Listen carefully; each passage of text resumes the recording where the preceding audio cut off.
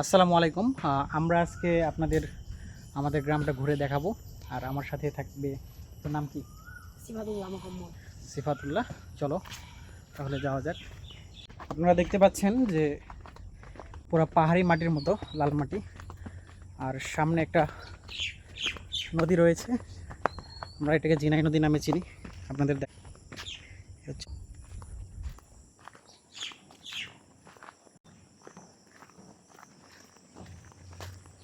ওদের মাদ্রাসা সকাল কয়টা থেকে শুরু হয়? রাত 4টা। সকাল কয়টা থেকে?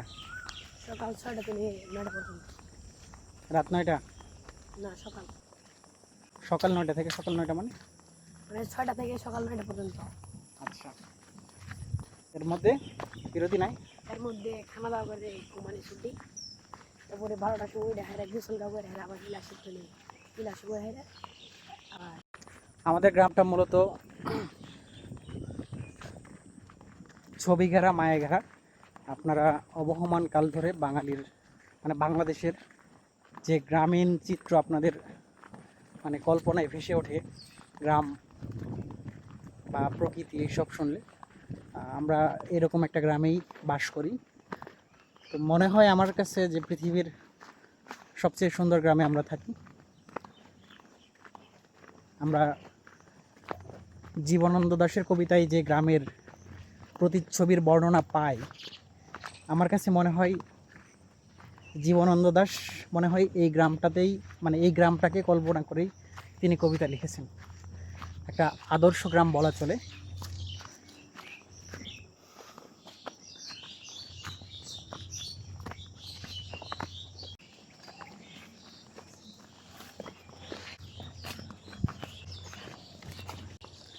তো সব মিলিয়ে প্রকৃতি তার অকৃপণ হাতে আমাদের গ্রামটাকে তার সৌন্দর্য দিয়ে ভরিয়ে তুলেছে। তো সিফাত, তোমার কাছে কি মনে হয়, আমাদের গ্রামটা কেমন লাগে তোমার? আমাদের গ্রামটা সবচেয়ে ভালো। সবচেয়ে ভালো লাগে? জি। আর কেমন অনুভূতি হয় তোমার? মেলা ভালো। মেলা ভালো। আচ্ছা আচ্ছা। তো আপনারা শুনলেন যে সেফাতের মুখে যে তার কাছে তার ভাষায় আমাদের গ্রামটা মেলা ভালো।